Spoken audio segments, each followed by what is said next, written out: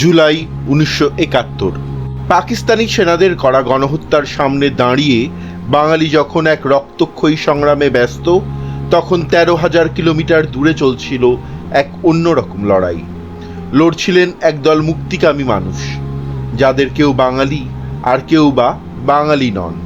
সেই গ্রুপটার নেতার নাম সুলতানা আলম। ঠিক সে সময়ে বাল্টিমোর থেকে ছাড়ছিল একটি পাকিস্তানি ফ্রেইটার। জানা যায় সেই জাহাজে করে মার্কিন অস্ত্র যাচ্ছে পাকিস্তানে, যা ব্যবহার হবে বাঙালি নিধনে। জাহাজের নাম এমভি পদ্মা। সেই জাহাজটিকে আটকানোর সিদ্ধান্ত নেয় সুলতানা আলমের দল। অস্ত্রের জাহাজ ঠেকানো হবে অহিংস তরিকায়। সুলতানা আলম একা একটি ছোট হাতে টানা নৌকা নিয়ে আটকে দেওয়ার চেষ্টা করেন পদ্মার গতিপথ।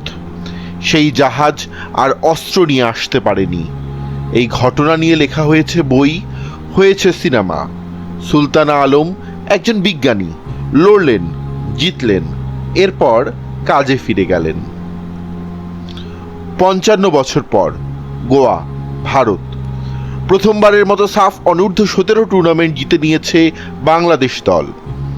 নায়ক সেই দুই ভাই, যাদের কখনো পাই পড়েনি বাংলাদেশে, কিন্তু অত্যন্ত মেধাবী ভাইদের পরিবারের দুই ভাই নিজেদের জাতীয় দল হিসেবে বাংলাদেশকেই বেছে নিয়েছে। গ্রহণ করেছে বাংলাদেশি পাসপোর্ট। ফাইনালে জয়ের নায়ক রোনাল্ড সুলেভান ম্যাচ জিতেই বাংলাদেশি পতাকা নিয়ে ছুটে গেল গ্যালারিতে। গ্যালারি থেকে নেমে আসলেন এক বৃদ্ধা, যিনি একদিন তরুণ ছিলেন, যিনি একটা নৌকা নিয়ে আটকে দিয়েছিলেন অস্ত্র ভর্তি পাকিস্তানি জাহাজ। সুলতানা আলম, যার কাছে গল্প শুনে কুইন, রোনান, ডেকলান, কাভানরা এক রূপকথার মতো দেশের প্রতি অনুরক্ত হয়ে পড়েছেন, মায়ায় পড়েছেন বাংলাদেশের। এর কয়েক মাস পর জুলাই 2026, আরেক জুলাই, পৃথিবীর অন্যতম প্রতিভাবান বিস্ময় বালক কাভান সুলিভান মেজর লিগ সকারের ম্যাচ খেলতে নামছে। 16 বছর বয়সেই যাকে নিয়ে কাড়াকাড়ি শুরু হয়েছে জার্মানি আর যুক্তরাষ্ট্রের। বাংলাদেশ যার কথা ভাবার সাহসই পায় না।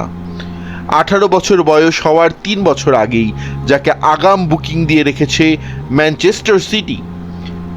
ম্যাচটা বিশেষ, কারণ ইতিহাসের প্রথম 3D প্রিন্টেড বুট পরে মাঠে নামছে কাভান। অ্যাডিডাস শুধু কাভানের জন্যই বুটটা বানিয়েছে। সারা পৃথিবী নিশ্চয়ই সেই বুট দেখবে।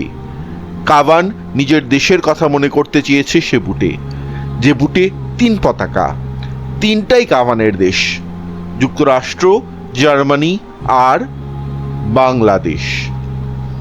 সুলতানা আলম বেশ নিভৃতেই জীবন কাটিয়েছেন।